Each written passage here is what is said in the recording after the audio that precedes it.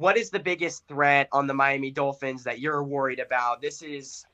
I think there's a lot of threats on this team. They have a guy who can sling it more than Jimmy Garoppolo can. So Mike McDaniel, for the first time in his coaching career, actually has a quarterback that has slightly more arm strength, and then they have two speedy wide receivers and a good running game.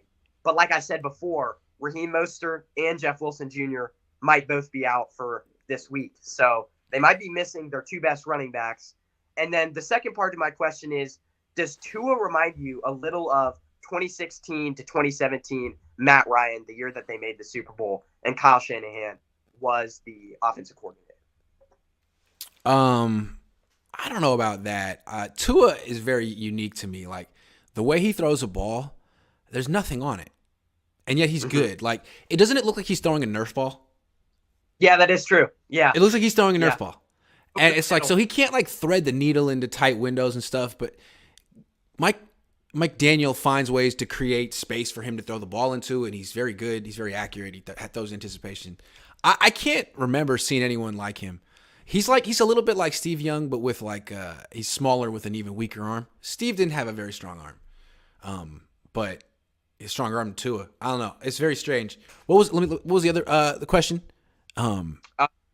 Miami, the biggest threats they pose. Okay, so to me, it's clear. It's their two wide receivers, Waddle and Hill.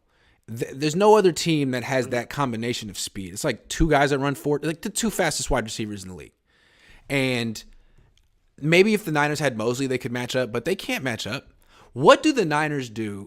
If the Chiefs line up in a 3-by-1 formation, three on one side, one on the other, and like they put the tight end over here, and over here, the wide receiver closest to the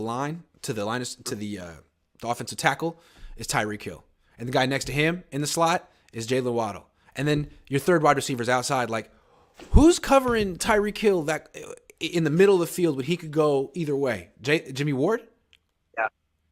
Yeah, that's true. So those are really bad matchups. And so you could be like, okay, well, the Niners will play zone. They'll play soft zone coverage.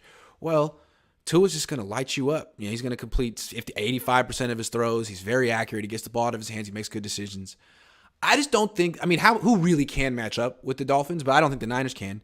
So that's why it all comes back to, they're missing their left tackle. You got Nick Bosa. Yeah. Maybe Eric Armstead.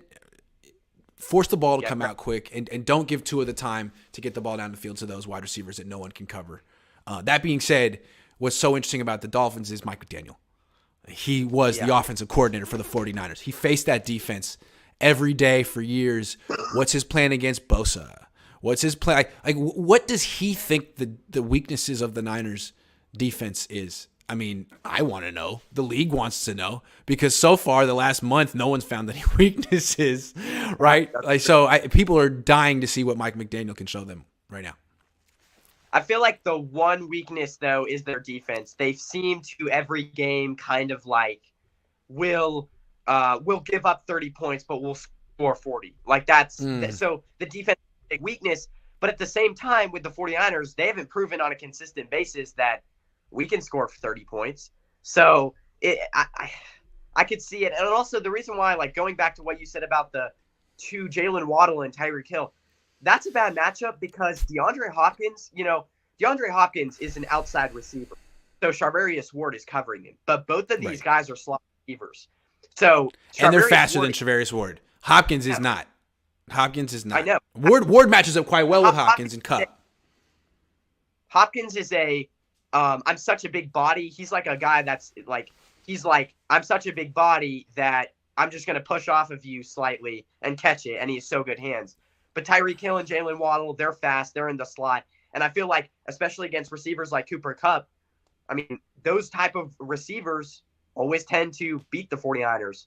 So, yeah, exactly. But Teron Armstead is a huge loss for them for sure. And especially if the two top running backs, that's going to be tough for them. But the thing about losing Armstead, too, like you already know if Eric Armstead doesn't play much, they're going to be sliding all the protection to chip Nick Bosa. Right. Even though Bosa's not going to have one-on-ones, I would think, unless Mike McDaniel knows something we don't. So very important for Eric Armstead to come back and play well.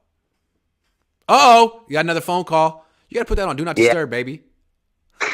Yeah, I should probably do that.